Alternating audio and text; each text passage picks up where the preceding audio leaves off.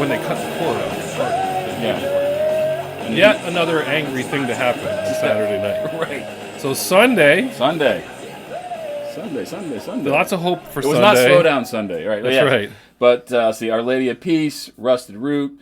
Then this is the group I saw: Seven Dust, Ice Cube, Godsmack, and Megadeth. On the second stage. Was that considered a second stage? Yeah, this is a smaller stage, yeah. Megadeth, Godsmack, and Ice Cube. Right. So that was pretty good. Seven Dust actually really put on a great show. I didn't know a lot about Seven Dust at the time.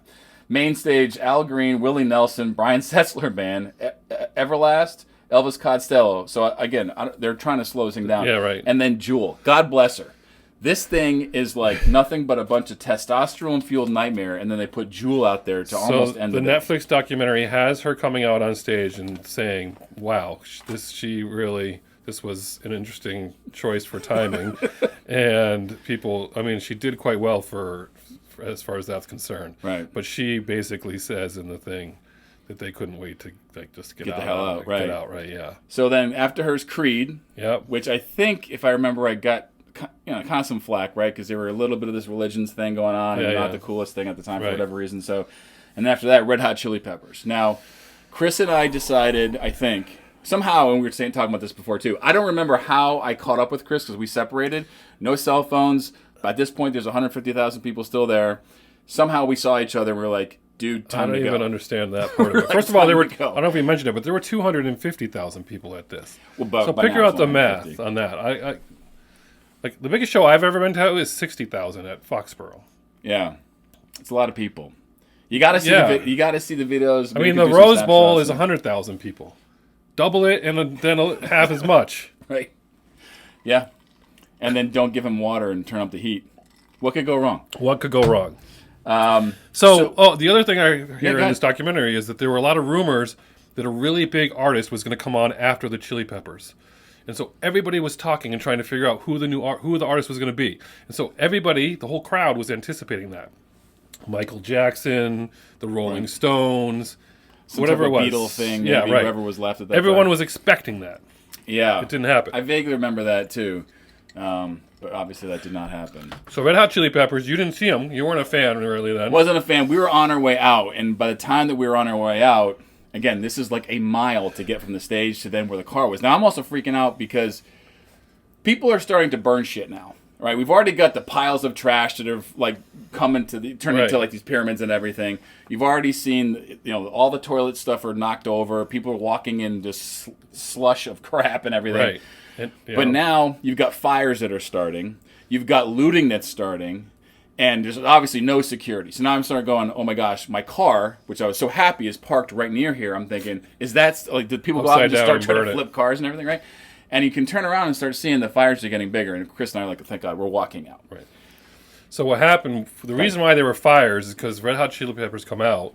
Well, the fire started before they came out. This is because they did the whole thing with the candle. I thought the candle was under their bridge for Red Hot Chili Peppers. Right. So the fire, I thought you were going with the last song. I'm sorry. Oh, yeah, no. Okay. Yeah. Go ahead, sorry. Well, Flea's playing butt naked the whole time. He had no clothes on. Isn't it? But does he do that at other times too? Anyway, if you really want to see all of Flea, just watch the documentary. But a lot of naked people are in this thing. But anyway, they handed out candles. Mm-hmm. Like we did in '94. Because you had candles for Peter Gabriel, which was a great moment. Thinking it was going to, but they're doing it to Red Hot Chili Peppers. I don't know Under the Bridge. Right. So they handed candles to everybody who were really mad, really hot, really tired, really thirsty. Nothing like a candle. Yeah. So the next thing you know, there was one big fire. Yep. And the organizers were up in the radio tower, were asking the fire department on scene to go put out the fire, and they said no because they were afraid for their safety. Ooh, that's not good. Yeah. So then, more fires. Next thing you know, more fires. Lots of fires. And then the part that you're getting to is they went to then Red Hot Chili Peppers and said, listen, you're going back for an encore. Can you calm this thing down a little bit? Ask people to chill. They'll listen to you. They're not listening to us. And so they decided to go out and do what every band would do to calm down folks that are lighting fires. And that, of course, is to play Fire. By Jimi Hendrix. Let me stand next to your fire. Yeah. And next thing you know, more and more and more If you didn't think it was chaotic enough, it just went more nuts. Now, but at this time, I only know this from the documentary, we're in the car. we are going up. There's some highway ramp or something that's near this, and we're looking over, and it looks like a war zone. It's absolutely insane. And you even said that one of the documentaries, there's a quote. What the guy say? Right in the beginning, the very first footage is Monday morning, and then the guy says, "Are we in Bosnia?" And that's exactly, if you didn't know what you were looking at, that's what you would think you were looking at. You're in the middle of a war zone. Yeah, absolutely crazy. So, summary, shit show. Glad I went, but everything that you see in these documentaries, I'm just here to tell you, is absolutely true. It was insane. And I've been through some serious crowds and stuff before, but this was to the point of being scary. So every part of the documentary says, every time you start a new thing, it says, and then it got worse. And then Saturday, and then at the end it says, and then it got worse. And then after the Sunday night thing, you think, oh, everyone's gone. And then they talk about Monday morning, they're like, then it got worse. And like everything got worse. Yeah. And so yeah, the theme was like, I guess it was just a lot of anger, anti-corporate, because of the prices of things. Everyone was, because the price of water went up as the weekend went on. Right. They were saying it was like up to $10 a bottle. They're ahead of their time. I mean, Uber does that, right? Right. That's right. Yeah. So I'm watching this documentary. I'm trying to think, did anyone have a good time? And it sounds like there's people who did. I mean, there's a lot of things, a lot of violence and a lot of stuff that happened. But they do interview some people who are like, it was crazy and it was insane. And then they say, would you go again? Would you go to another one? And they're like, yep. That's because they probably didn't go to 94 and didn't realize how you could have a halfway decent time. I don't know. And it's crazy to me that in just 5 years, I mean, the environment changed so dramatically. Yes, you've got weather, but the bands that they brought were totally different. Right, the music folks changed. who went were just a bunch of angry young men. Right. And just, it was, again, a powder keg for disaster, which somewhat happened. Right. Yeah. So you look at, there's no classic rock bands on that list. None. George Clinton, maybe. I mean, that's not. Well, no, that's not classic. That's Funkadelic. Yeah. Okay. There's literally not one classic rock band on there. That's the secret. You got to have classic rock to calm everybody down. Well, I'm so just saying. It was either Insane Clown Posse or Sheryl Crow. And Sheryl Crow is awesome. I love Sheryl Crow, but like it was, they had Lilith Fair people there, and they had heavy hard stuff, but they didn't have Jewel and they had Jewel anyway. When we'll finish with this. Like, how does Coachella not have these same type of issues? Lollapalooza seems to be okay. Right. There's that huge thing that goes on in Nashville every year. I forget the name of that one. Yeah. And just recently there was that thing in California, which I was close to thinking about going, but it was so damn expensive. It was like Metallica, Ozzy, AC/DC, Judas Priest. Remember that one? Yeah. Right. Like that's, but it was. They did that 5 years before COVID. They did it. It was in the desert. It was Roger Waters, the Eagles. They did it again too. The same idea. I think part of it though is like the pricing. Like it's like $2,000 a ticket now. Yeah, demographics. You and I are not going to go climb a tower and burn something. Maybe. Well, I don't. My back didn't look so bad. I mean, tower to find tower. Give me a step ladder and at 4 o'clock in the afternoon, maybe. Right. But I mean, not anymore. Not anymore.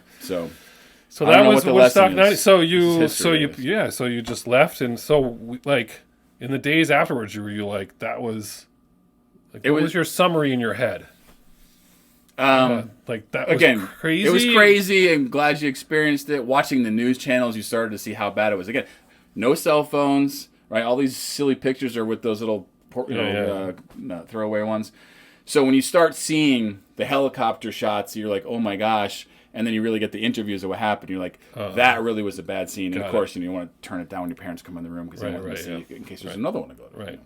Yeah. But. So if you were to take a song from that to be like, that was the iconic moment that you saw. Right. It would be. For me, absolutely. Blind by Korn. Yeah. That should be Song of the Day. It was crazy. I think in the documentaries even, you'll see they highlight that as well. They spend a lot of time on it. Yeah, it's like Friday night and oh crap, this place is going to be burning to the ground, and there's your premonition right for the Sunday night. So watch that footage, people. We're going to post that below. I don't know how long we were talking when we started, but this could be a record here. We'll see. I'm sorry. I'm sorry. Hey, you know what?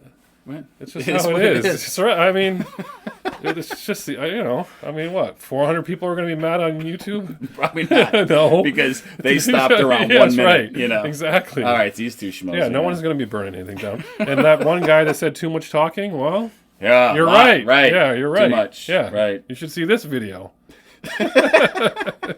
Before I said you should see my Black Sabbath video with Paul Chabot. No. Now I'm gonna be like, that one was at least about some music. This was just like me whining that there was the mosh pits were too hard for me, you know? Anyway. Right. Well, that's what you get. You never know here. It's a mixed bag here in the cave. It is. Well, thanks for having me back. Hey, awesome to have you as always. Woodstock 99 in the books. It is in the books. By the way, love the Laurie Anderson episode this week because I absolutely... Dude, I don't remember you mentioning that. Oh, man. She's great. Love that. So, okay, look. Public service announcement. Yeah. How great is this guy in these shows? Oh, my gosh. You're bringing out all this music that people may not have heard before. I'm learning stuff, and I think I know a lot about music, so...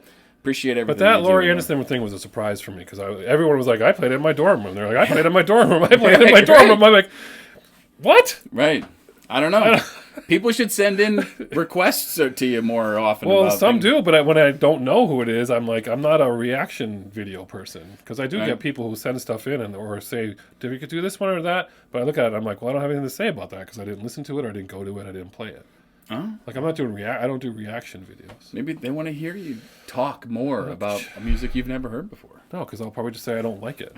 That's my default. Right. Right. I mean, I think you know what I'm talking about here. Yeah, this is my happy face. This is my sad face. This is my Okay. This is what happened. You play me some music, and this is what I mean. And I'm thinking about all the music I want to listen to. Every once in a while, there's a home run. Jerry Cinnamon. I was just going to say Jerry Cinnamon. Summer's coming. We got to get him back on. Maybe that's what we'll do. Another one. Anyway. Yeah. Okay. Got to go. So we'll plan our next show. It won't be 30 minutes, but it might be. You never know. We always strive to be better. That's right. Exactly. Right. Thank you. All right. If anybody's still here by now, thank you.